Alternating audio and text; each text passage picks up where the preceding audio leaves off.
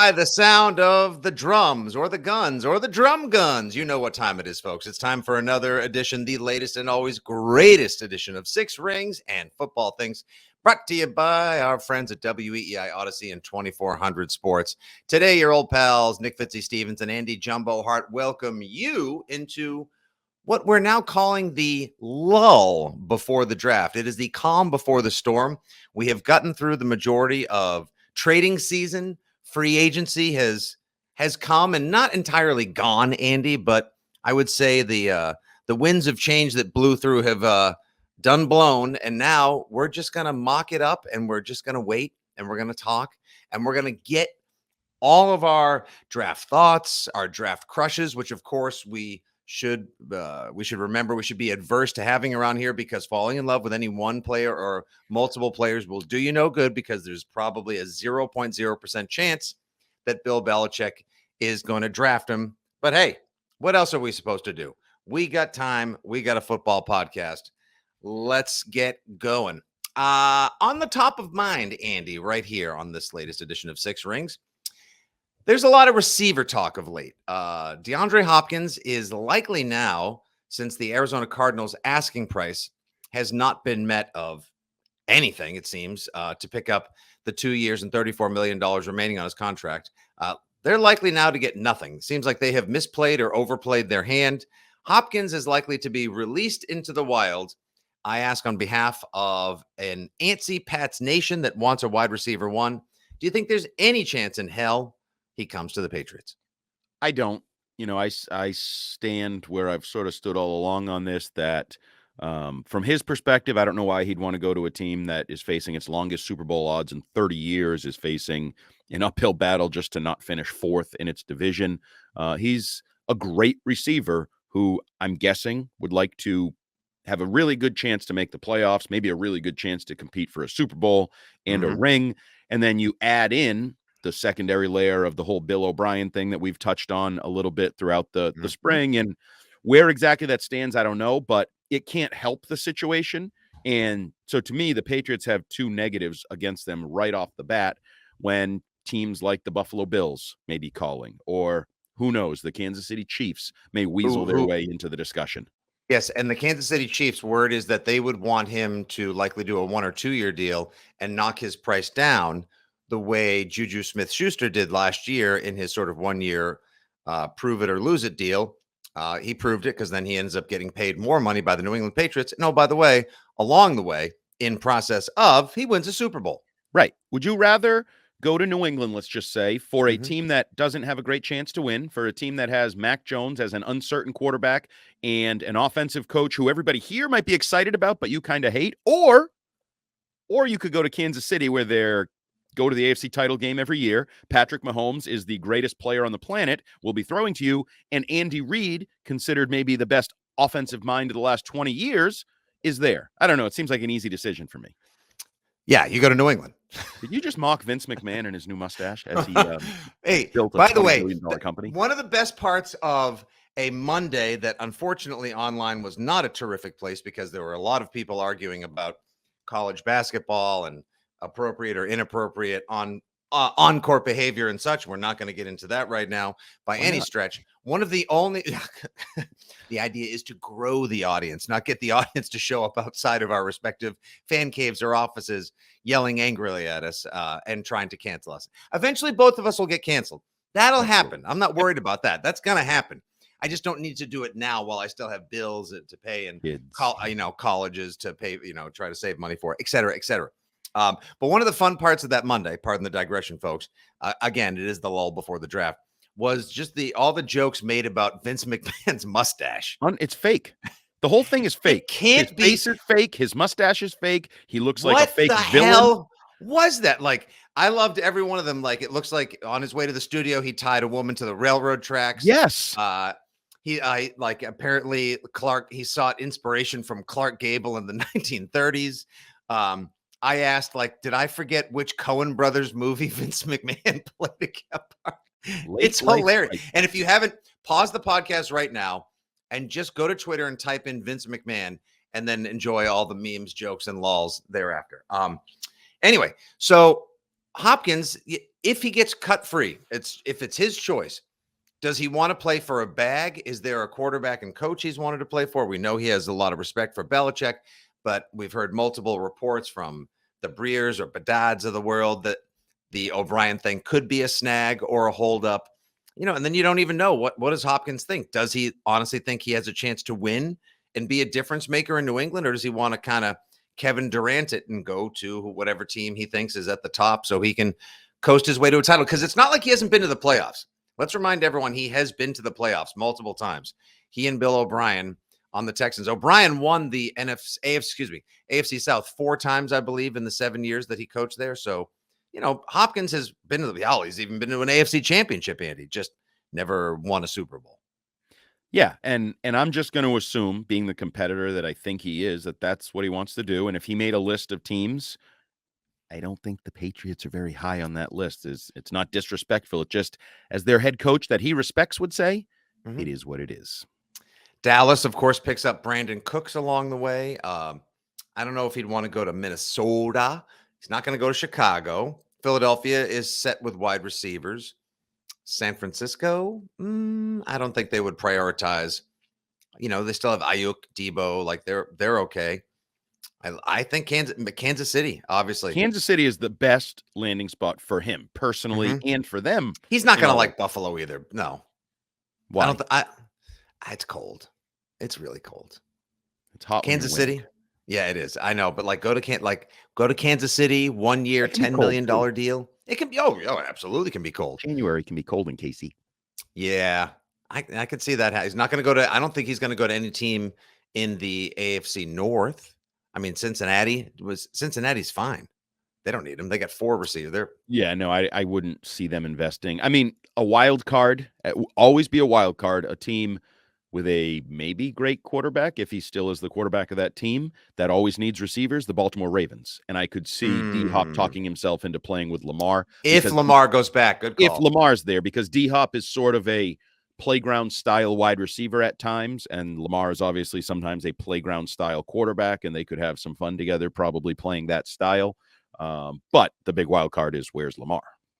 If Lamar does return to Baltimore and they give him a legitimate receiver one like DeAndre Hopkins, you can't help but think that wouldn't give them a shot to compete in the AFC North. That would make a major difference 100%. Because they have the worst wide receiver room in the NFL. Right. If he's throwing to Andrews and D-Hop, and I actually think Bateman is going to have a good, he's just going to stay on the field. Bateman's a good receiver. He just has to stay on the field. That's a good arsenal. That sort of also takes away excuses for that passing game and changes maybe the way you look at what Lamar is trying to do. That would be a nice little room for them to put together. Yes. Okay, now if the Patriots forget OBJ, by the way, because the OBJ he's going to go to the Jets, and they're just going to have us. Why is everybody going to go to the Jets, and yet no one who is supposed to be going to the Jets has yet gone to the Jets? Yeah, and now the person that supposedly is to be the draw to go to the Jetropolitans in the first place isn't there yet. And wouldn't it be something? Wouldn't it be something if we spent all this time talking about watch out for the Jets? Here come the Jets. Aaron Rodgers on the Jets. This is going to be the Jets' time. If Green Bay eventually says, you know what, these trade offers suck, we'll just make them screw you guys. We're just going to make them sit out the season. And they got to get something for them, right? I mean, they can't, Lamar walks in the building and they decide that they're going to go with Lamar because they can't wait till June or July to have Aaron Rodgers show up. Wouldn't that just throw the biggest wrench into the works? It would, but I don't think it's going to happen. The Packers can't keep Rodgers. They just can't. They've moved on already. They haven't moved on. This is Jordan Love's team. Yeah. So they can't financially. They can't they don't have the leverage that it seems like maybe they think they have. So I just think it'll play out, and maybe we'll be surprised when we see the deal doesn't garner them what we thought they might get. But their hands are tied. They have to move on. It's a done deal. The funny thing is, though, last year we've kind of been through this before, in so much as last year, remember after the 49ers lost to the Rams, they beat the Packers in the divisional round, and then they lose to the 49ers in an NFC championship they, by all accounts, should have won. My God, if that guy holds on to that gift that Stafford airmailed him down the field. And then it basically was goodbye Jimmy Garoppolo. And then they keep him because they kind of need Trey Lance insurance and they're not sure about the kid and they weren't able to get the right value for him. Next thing you know, Trey Lance gets hurt. Look who's back on the field. Now I know Jimmy Garoppolo wasn't eventually because Garoppolo did what he does and gets hurt. Is there some sort of scenario where he ends up sticking around and next thing you know, he's working out by himself, walking the field just like Garoppolo was? I mean, I guess it's Aaron Rodgers. It's professional sports. It's weird things happen. I just can't envision it. Because the difference here is the new spot is already known, has already talked about. They're like there was no Jimmy Garoppolo is going to play for the blank, and they are signing Jimmy Garoppolo's friends, and they are building a team for Jimmy Garoppolo. And Alan Lazard didn't go to New York because he was, dying to live in Jersey. Yeah, so this I can't imagine them. This will be. I mean, talk about we always say this, a 30 for 30. If this falls apart, this is a 30 for 30. The behind the scenes of how a presumed trade never comes to fruition and how it plays out for the Packers, for the Jets, and for everybody. This would be literally unbelievable. That's why I don't think it'll happen. All right, one more little nugget I want to get to here in our opening segment. What about OBJ? You glossed right over him. I have no interest in OBJ. He wants $15 million No. Price has come down. Two ACLs. Now. It's going to be well, I have two ACLs, a right and a left. Have you torn it twice? Just one of them, but no. Yeah. You've torn an ACL in this lifetime? Yeah. Oh. That's how my high school football career ended. Oh. How does it hurt as much as everyone says? It felt like a bullet went off in my knee. And that goes away, and then the rehab is even more painful when they break scar tissue by telling you lay on your stomach, putting their shoulder on your shin and pushing forward, and you hear noises that you don't want to hear coming from your body. Like pasta breaking, pretty much. It's awful. I have torn my left calf muscle twice in this lifetime, otherwise known as the gastrocnemius for any of the medically inclined in our listening audience. It's awful. I know you also had do you have a pec or a bicep tear at one point? Tore my bicep. Yeah, you've had a lot of football injuries for a guy who hasn't played football in a long time, but you're a football guy. Torn labrum. AC separation in my shoulder that had to be ground down and rebuilt. Oh my gosh. You're like the $6,000 man. Unbelievable. That's why it hurts when I get up in the morning. Yeah, you really must have to shake it all up to get the day going. Yeah, it takes a little while. I need a coffee. I need a few minutes. I don't just jump right out of bed and get it done. Yeah. Please don't take that the wrong way, listening audience. Oh. I understand. I feel for you. The other thing I wanted to bring up was the Patriots are having all of these, the top 30 meetings right now. They're also going to a lot of pro days. And I believe it may be. Let me correct you real quick, though. So they are referred to as top 30, but that's a misnomer, misleading. Okay. Please. And I think they've talked about this a little bit. It's a guy that they need more information on. Okay. It's not always we're zeroing in on our top 30. Our top 30. Yeah, they give it that name, and that makes people so thank you for clarifying. It could be he could be, the Patriots have a notoriously small draft board. So, they may only have 90 draftable players, whatever it is. But they could have a guy who's, 57th on their draft board who his pro day something didn't align, or he's a medical recheck type stuff, or something came up since they met with him at the Shrine Bowl and they'd really like to address it. Or so there can be a variety of reasons. Now, oftentimes they are good players. I'm not going to say, oftentimes there are a high end group, but it doesn't necessarily top 30 is the gotcha. Right. And even if they have a top 30 meeting and said player thinks said meeting went very well and then goes to his Instagram to say, I'm looking forward to playing for your team in a month, they often end up in San Francisco and we end up with N'Keal Harry. Be that as it may, the Patriots have worked out Zay Flowers a number of times, and they went to his pro day at BC. They also coached him up the East-West Shrine game, and Bill O'Brien put him through all the routes, the tree, everything that basically Wes Welker and others used to do. Then they met with Quentin Johnston at his pro day. They have Jackson Smith-Njigba was at the Red Sox game Monday night, the Sox-Pirates game, because his brother plays for the Pirates, but still, he was in town. Perhaps he chatted up some Pats. And then Jordan Addison, the 2021 Biletnikoff winner who transferred to USC, a little bit of a step back in his play last year. Small decline, but still, the guy can ball out. They've basically talked to the top 4 receivers in the first round. So, Andy, I ask you this: are the New England Patriots letting us know they are prioritizing a wide receiver one through the draft, or is this just doing draft due diligence? I think it's draft due diligence. I do think they are interested in the wide receivers. I don't think this is like, oh, smokescreen, let's pretend we're interested in wide receivers. No. I think they're collecting information on the top receivers in the draft because depending on how the board falls and value and the things that they prioritize, a wide receiver very much could be in the offing. And this is where I want to transition into from the wide receiver talk to the draft talk. Yes. I wrote a column yesterday for weei.com. Please go read it. Please. And Andy wants all your clicks. Give him all the clicks. I would love your clicks. Big old bag of you clicks. Give me click. any click at all. This debate in this, as you're calling it, lull that is evolving is, and it happens every year, trade up, trade down, stand pat. And Bill has nailed the hell out of it over the years, and that was sort of the lead to my column. Stood pat, took Richard Seymour, traded down to take Gerard Mayo, traded up to take Chandler Jones. You're talking about 3 all-pro caliber players. A couple of them are probably Hall of Fame caliber players. Got them in different ways. He's done it all. He's traded out of the first round. So what would your preference be? And I know this is a philosophical question right now, sort of a theoretical, because we don't know how the board falls. 1, 2, 3, 4, 5. I am of the belief, simply philosophically, I'm not beholden to it. If it doesn't work, like, I don't want you trading up blindly for some player and then he's gone. I think they need to trade up because I'm a firm believer the Patriots have a good roster of diverse talent. What they are lacking is great players. They need to add great players. Generally speaking, you have a better chance to land a great player the higher you are because you have the pick of a bigger litter. I'm not saying it's perfect. Plenty of great players go in round 2, round 3, round 4, like the whole thing. But the higher you are, you pick from the bigger litter of players. And I think whether it's Christian Gonzalez, who, some people think could go as high as, I think I've seen him at 3 now. 3? I believe the latest mock I saw. Now, a mock.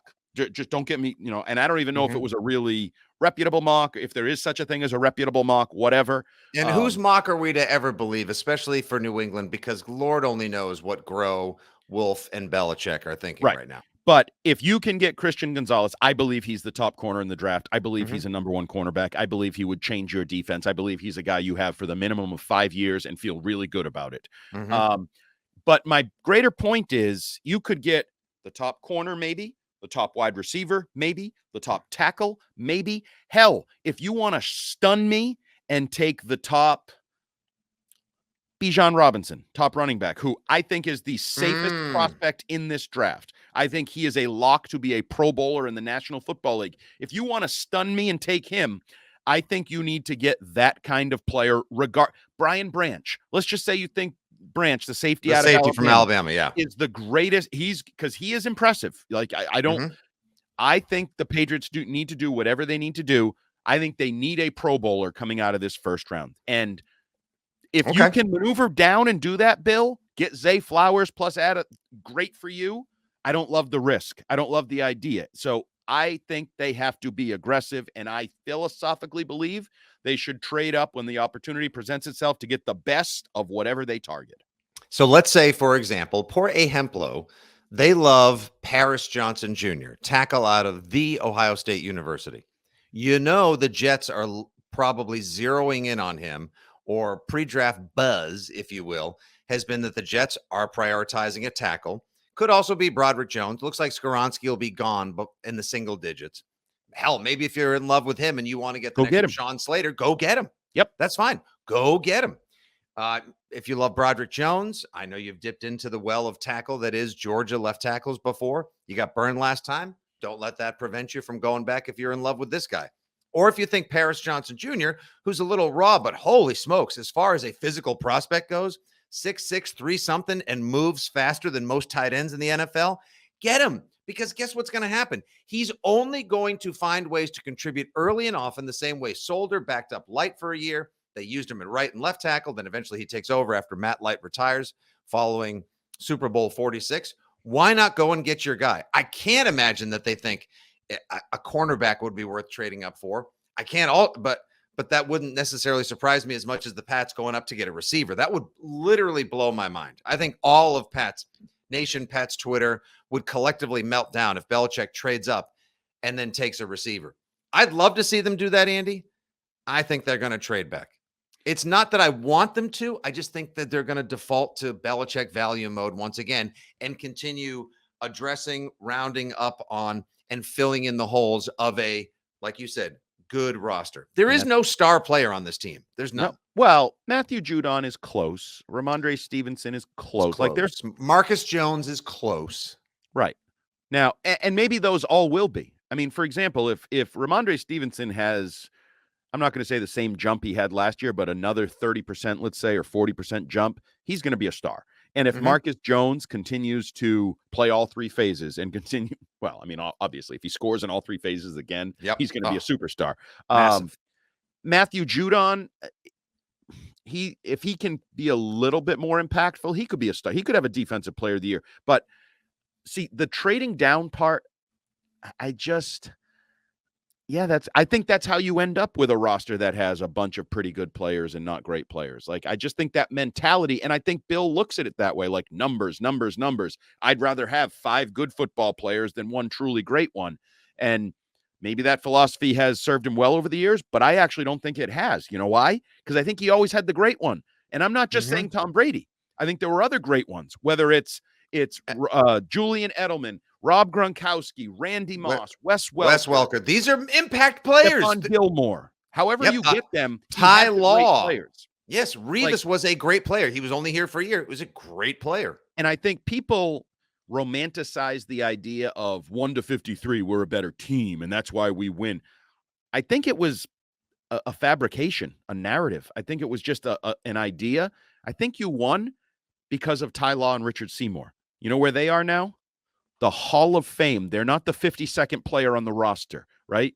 They're not that. Rob Gronkowski will be in the Hall of Fame. Randy Moss is in the Hall of Fame. We can argue Wes Welker deserves to be in the Hall of Fame. Yeah. So did you win because you were great 1-53, or did you win because players 1-5 on the roster were not your kicker and your punter, or guys like that when I rank my gosh darn roster in July, and you force me to consider all those types of people? The old days, those guys may have been really good at their job, but they didn't necessarily get ranked early. And oh, by the way, you also had a rare Hall of Fame kicker for a while in there too. So, the idea of like depth and quantity, I think this Patriots team needs quality. And I keep saying the litter, it's the same thing. If you're getting a puppy, don't you want to be high on the list? Go sit down with 10 puppies crawling all over you and figure out which puppy best suits you and your family and your needs at that time. That's the one. I don't want or let other people pick the dog. There's the value dog right there. Right. The value dog. And you're like, is he limping? What is he eating? He's chewing. Why is one of his eyes cloudy? Right. No, you don't want that. You great disposition though. Great family dog. Yeah, but he might be blind. Dog, come here. He's not responding. Oh, deaf too. All right. So which one is who's the one-eyed puppy Belichick's going to fall in love? Right. This is what happens, people. This is the lull. We get a little bit. It's more like, as Andy called it before the podcast, it's also the lull because we have to keep each other entertained. We laugh about these things because we know the patterns of Belichickian behavior. It would be awesome, even if it was just a tackle. Like, let's say they are absolutely in love with one of those 3 top tackles. And they decide, you know what? This is a franchise foundational player. We are going to go. This guy is going to set the tone and tempo for the running game for years to come. No one's going to come within 10 feet of Mac Jones, Bailey Zappi, Hendon Hooker, whoever throws a pass for the Patriots in the next 1, 3, 5, 10 years. Great. Then that shows a commitment to greatness. But you're opining for the Pats to chase after and commit to great. If you think Zay Flowers is Antonio Brown in a Boston College uniform who should be playing his football in Foxborough, go get him, because he'll be one of the keys to opening up the offense for Bill O'Brien. If you're in love with a tight end in the second round, trade up a couple spots. Like 2 years ago, they made their best effort at this, and it still may pan out because we stole 2022 from Mac Jones, or rather they did with the Patricia experiment. And then Christian Barmore was hurt a good portion of last year. But both of them flashed in 2021. They took their quarterback in the first round. Then they traded up when they saw Barmore was still available. I would like to see them do something similar this year, Andy. Stay, pick your guy, even go up a little bit. And then if you're in the second round and you see one of your guys that was like in the top 10 and your board is still there, go get him. You need to win now. And you also you need to compete now. You need to win now. No one's rolling over in the AFC East. There's no cupcake. And like you pointed out at the top of the pod, Vegas has come out and said, you've had a pretty good offseason. You've made improvements to your team. We think you're going to win one game less this year. Right. And finish one place lower in your division, never mind your conference. So, yeah. And the other aspect of this, you have 11 picks. So you have some capital to try to work with. It's not like your cupboard is bare. There's been times when Bill has had limited picks and limited opportunities. He has all his picks to do whatever the hell he wants to do, whether it's this year's picks, next year's picks. I don't see the reason to have any sort of hesitation. Now, you can tell me that the prices got stupid. Oh, it was silly season. They just didn't match up. I may or may not believe you. I think Carolina has already set a brutal precedent by giving up a fortune to go up and pick either Stroud or Bryce Young. I still don't know who they're going to take. I think it's going to be Stroud, but I think it's going to be two, but I don't rule out Bryce Young. And there's been a lot of reports that a lot of people in Carolina love Bryce Young and that height is just overrated. And I agree with that. Height is overrated. It's the year of the short guy. So it is. Any personal reason why you feel that way, or no? I'm very average in my height. So now you know how it's going to cost a fortune to move up for the first pick. There'll probably be a bunch more trades. I don't know what will benefit the Patriots as far as how the draft will shake out. And as we record this, it is just over 3 weeks from now, 27th. I believe we will be doing a draft evening program. Myself, yourself, Rich Keefe. Unless, of course, somebody wants to swoop in and send out the Six Rings crew to be in beautiful Kansas City from Union Station at the first round of the 2023 NFL draft. So we can be disappointed in person as well as not just having to react off the television. Have you attended the draft before, by the way? I have not. I've always been at either Gillette Stadium or our radio station. Great energy at the draft. It's a lot of fun. It really is. I highly recommend people go. I mean, I know Kansas City is not exactly around the corner from the majority of Pat's Nation in New England, but it's a good time. I still say I'm putting it on record. They're going to trade back. You want them to trade up, but what do you think they do? I think they will think it into existence, trade up. No, they're not going to trade up. I tried. You really did. Like you had the whole monologue prepared. You transitioned nicely from the first segment into the second segment. Like you handled it professionally, passionately, and then just can't do it. Bill got the best of it. And this is what happens. This is, but maybe, honestly, hey, I understand. Let's look at this offseason. I didn't see the press release coming announcing that they were going to keep Gerard Mayo and go get an offensive coordinator. I didn't see the letter going to season ticket holders promising investment in the team. I didn't see Bill bragging that the last 25 years is the reason they're going to be good this year. Like, I didn't see him. I would have seen him backtracking once I said it. But there was a lot of things in this tight offseason, this winter into spring, that I didn't necessarily see coming that were eye-opening. So, hell, trade up. I just talked myself into it. Trade up. There you go. Who picks at 8? They're going to pick at 8 overall. Who does pick at 8 overall? That's where the Bears are. I think the Bears moved back into 8. That's where 9. 9. I thought they went from 9 to 1 and 1 to 9. You know what? We'll do it right here. Everyone loves listening to people Google on a podcast. Well, I will fill in while you look that up quickly. Your fear of trading down. 9 was Carolina. That's now Chicago. It goes Carolina, Houston, Arizona, Indianapolis, Denver. Seattle, Detroit, Vegas, Atlanta, Chicago, and rounding out the top 10. Can you believe the Philadelphia Eagles? Yes, because they're picking in the top 10, building their roster and building assets. Danny Ainge-esque. Tell me where the second. You still have that screen open. Tell me where the show does. The second Houston pick, their second first-round pick. Where is that? Houston picks 2 and 12. They are primed to crush the draft, get their quarterback of the future, and either they just signed Laramie Tunsil to a 3-year, $75 million deal. They're not looking for a left tackle of the future. They could get a good edge rusher, or they could wide receiver. Work with Bill, and Bill could trade up to 12. I know it's only 2 spots, but that's perfect, Andy. If they love Paris Johnson or Zay Flowers, or if they're in love with Devin Witherspoon, Christian Gonzalez, etc., You just go, oh, sorry, Jets. Whoop. Haha. Go right up there. Give Yep. Caserio a little something for for the effort. That would work out nicely. Yes. So that's what I'm predicting. 12. Okay. They trade up slightly to 12, just like they slightly traded down for Gerard Mayo, and it was a little bit bigger move when they traded up for Hightower and Jones, but slight trade up to go get who they want. And that's what Andy's predicting. And I'll tell you now, I think they trade back. I think they trade back to 21 with the Chargers. Oh. Yeah. Ooh. You know who I think the Chargers are going to take at 14? Who? Bijan Robinson. Ooh, that would be good for them. Yeah, it would, because they're probably going to get rid of Eckler. If they don't trade him before the draft, they'll get rid of him after this year. That would be a good trade for them. I like where you're thinking. See, your old pal. Deal. Every now and again, old dumb. Every now and again, you surprise me with some actual football insight, knowledge, and ideas. Every now and again.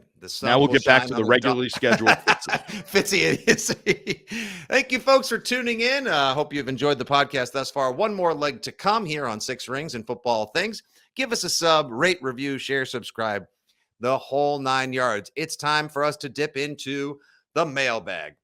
Mailbag time. Andy, the thoughts, inquiries, inquisitions, questions of Patriots Nation, or at least people that are dumb enough to follow us on Twitter. We put out the call. They sent us questions galore. You want to just kind of go grab bag style? We'll just sift through it and see. All right, here we go. Ready? All right. We begin today with Christopher Casilli at CCAS44. Does he have a Casilli question? There are no Casilli questions, just Casilli answers. Oh, God. Anyone want to Casil in for Andy next time we do a podcast? All right. That wasn't bad.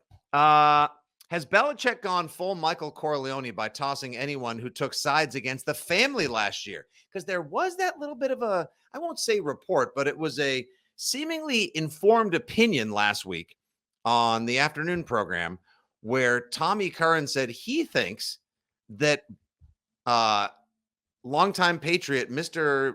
Live in the area forever, Axel Brian Hoyer, got kicked to the curb. They're paying him not to be here this year when he could have been a coach on the field, an offensive assistant in O'Brien's system, and yes, a camp body and arm.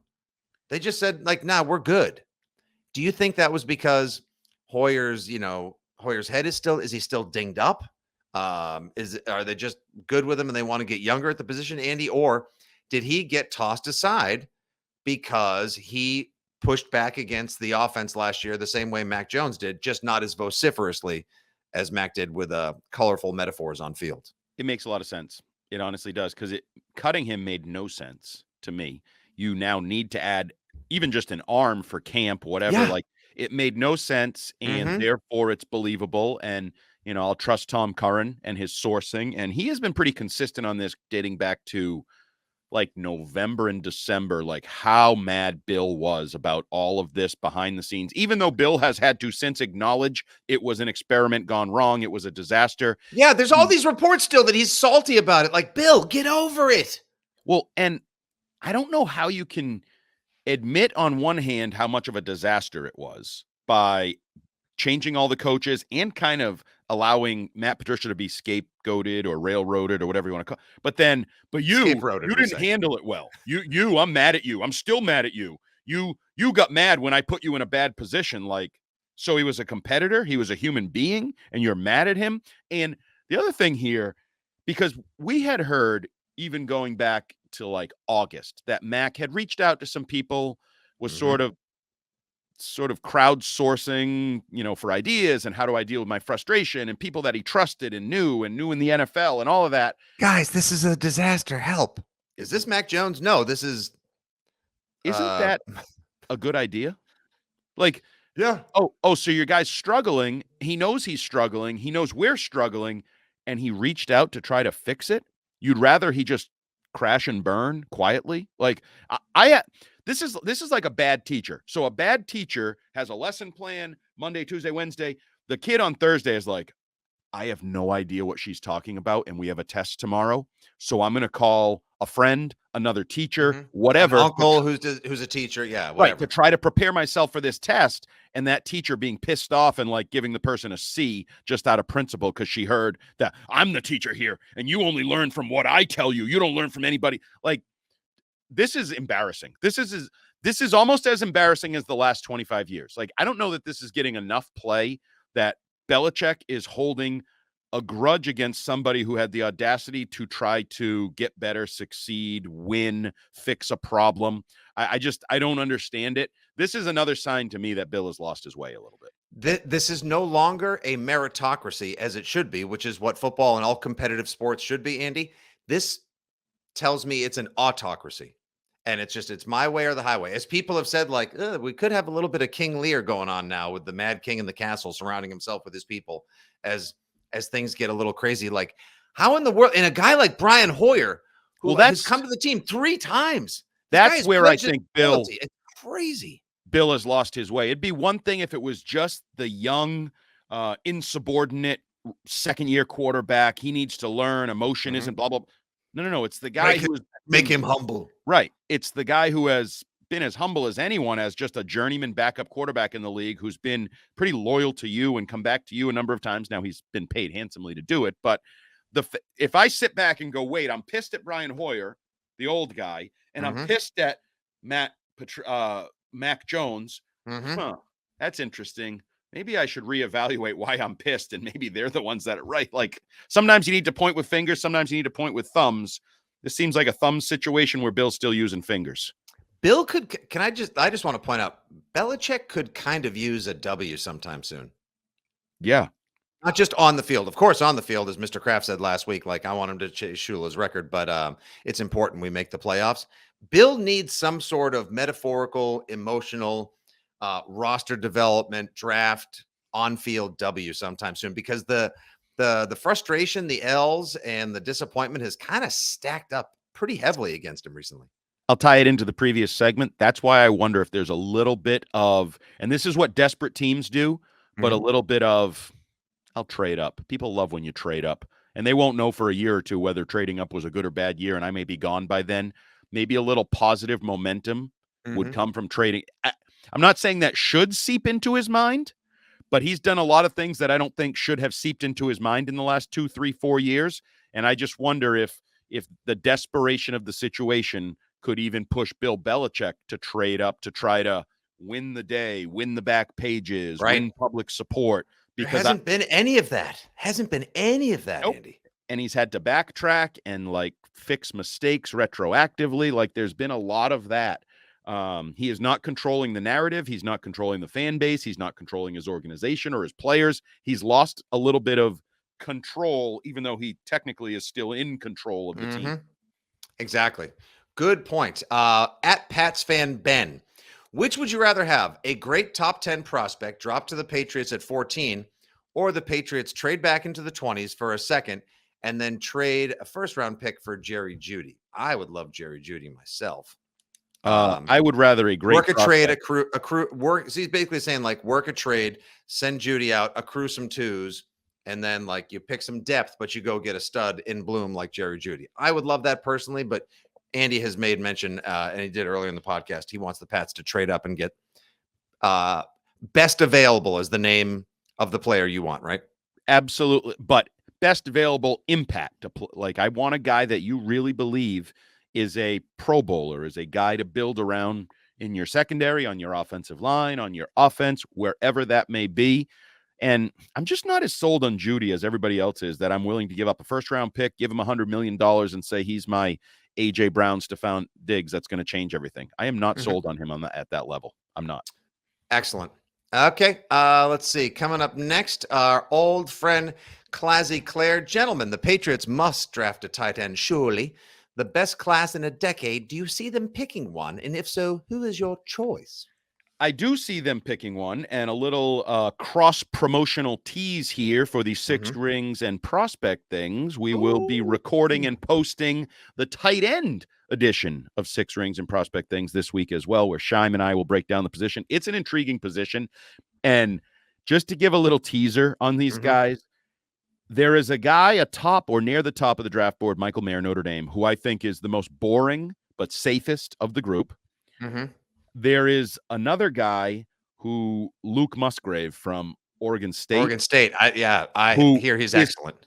Well, he's just never done anything. He's all prospect. Okay, he's a theory. He's a big-bodied theory who had, 20 catches for 300 yards in his best season. Like, you can't do, if you do that, you're Jonnu Smith and you're a terrible disappointment. But this looks like, when you watch him, you go, oh, that guy's an NFL playmaker. That guy's an NFL weapon. So I think he has a chance to overperform, but you're projecting. You're doing the Jonnu Smith thing. He's going to get to our offense and he's going to be X. He's never been X, but we think he's going to be X.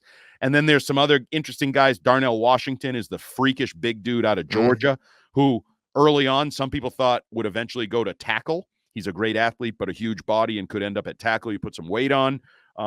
There's just some really interesting. Kincaid out of Utah, I believe. The Dalton Kincaid is more of like an H-back, and Aaron Hernandez, more of an undersized kind of. We got Gesicki. We already have Gesicki. He's oversized, but he's a wide receiver and tight ends close. They have one right now that they're experimenting with. Kincaid is a basketball. Like, there's just a lot of really good options. So answer the question. There's not a guy I'd be all in on, but I do think the Patriots will take a tight end, probably third round-ish. Okay. I think they'll swing for the fences with Darnell Washington because he is an absolute athletic freak. Belichick has gone for the absolute athletic freak at tight end from Georgia before. It's a comfort zone. That's Bill doing Belichick 13 things. years later, that guy became a good tight end. Please make no jokes about his marital status or his lovely, lovely wife. No. Let's see. Here we go. Joel from Hull, fabulous Hull, down by the shore. Hi, I get Andy. a feeling this is going to be a hull of a question.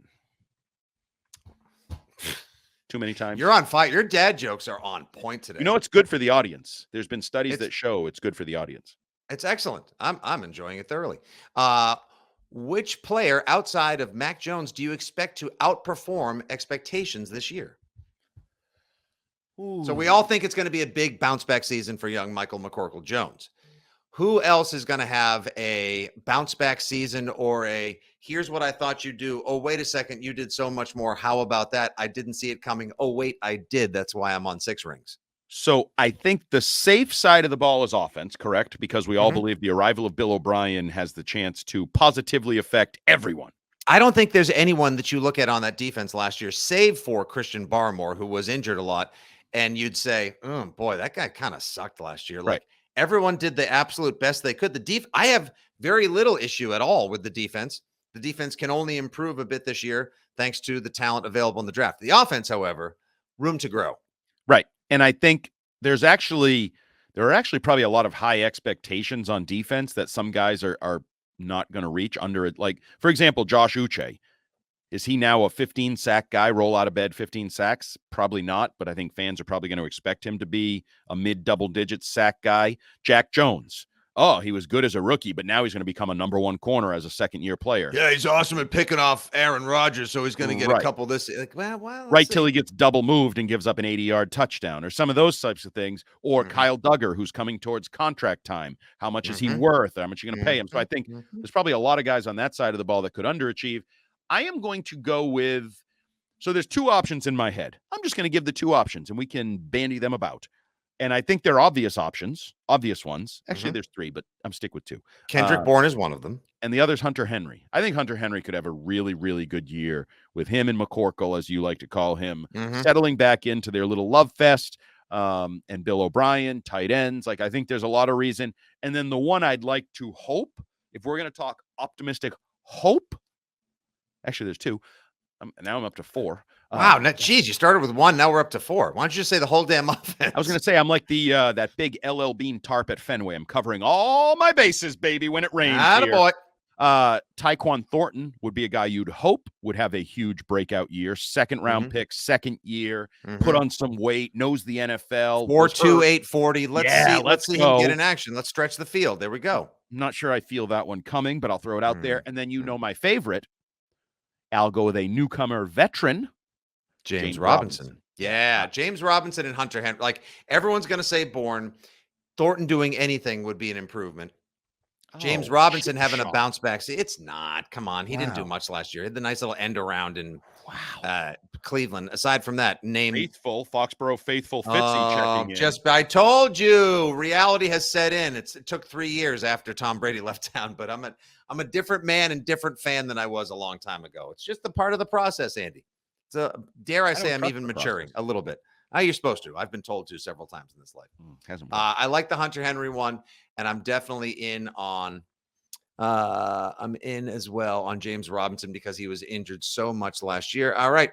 When Belichick trades this year's first rounder for 2 third rounders and a backup linebacker, what will you do? I will apologize to the producer on WEEI, whoever it may be, Ben Charleston or whoever else that has to dump that portion of the segment because I will be swearing. I was going to say there will be foul language, loud noises, and much more coming from all of us. Listen to that show on the stream so you can get the unedited version. All right, 2 more, Andy. Here we go. Here it is. This is a fun one. Fuad Heeman at Fuad Neheman. That's his name. I'm just Fuad. Okay. What do you think is He's Bill's biggest water? Too many? I'd like to take a wad of paper and throw it at you right now. What do you think is Bill's biggest flaw when it comes to building a roster? And could this be his final season if they don't make the playoffs? I think it could be his final season if they do not make the playoffs. And his biggest flaw in building a roster may be the disrespect of elite talent at times and believing he doesn't need elite talent. Everybody in the National Football League, and I would say more in 2023 than in 2003, needs elite talent. I'm not sure he respects it the way he should. That's interesting because I thought you might have said, I thought perhaps you would have said the way he zeroes in on, you've said it before in the podcast, how he gets a little myopic in vision at times, like focuses so intensely on fixing one aspect of the team or game planning for one thing that he has blinders to, or just has a blind spot for other aspects of team building, roster building, game planning, etc. But I think he needs to realize he needs some high-end Jimmies and Joes, or his X's and O's don't work. All right. And and let's see. Why are you giggling? Share it with the class. Questions. Okay, here we go. Do you think would you like to see this is from Ty Pats fan. Would you like to see the Pats sign Frank Clark to a 1-year deal? Having Judon, Uche, and Clark rushing the passer would be a lot of fun to watch.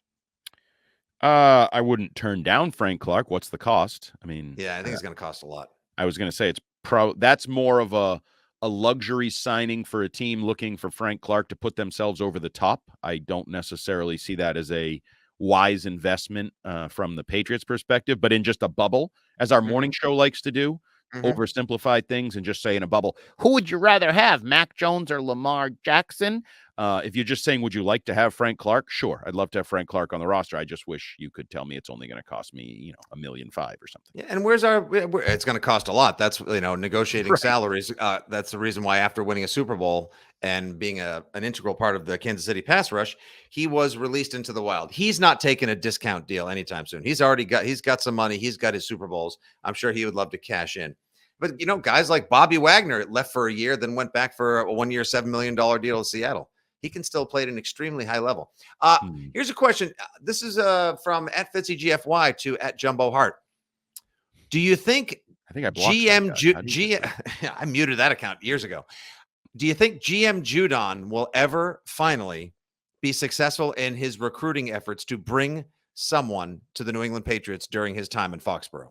Yes, 100%, because he throws enough bleep at the wall. Sooner or later, just out of pure luck and numbers and odds, he has to hit one of them. Something's got to stick, right? And I don't think it'll be any doing of his, but I think he'll just coincidentally luck into a player that they actually do acquire and put in a Patriots uniform. And he'll deserve the victory lap because he's tried so hard for the last year plus, right?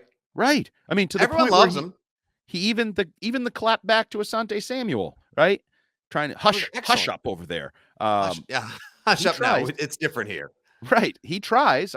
A for effort, F for execution, F for getting the job done. Sorry. A for effort, F for execution. That's not as easy to say as you would think it would be. And that's what people are saying about the Six Rings podcast. A for effort, F for execution. Oh, is that Or what at they're least, saying? when I stumble over my words and don't get us in and out of breaks cleanly and do all those fitsy things. All right. And thus wraps up another robust, exciting, joyful, information and analysis packed edition of Six Rings and Football Things. Make sure to like, review, share, subscribe, the whole nine and beyond.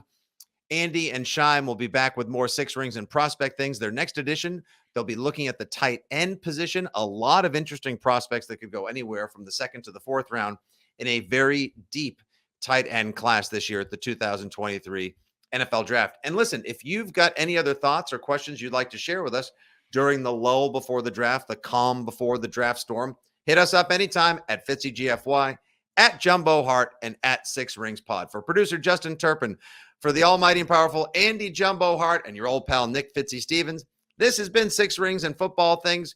As always, good day, God bless, and go Pats.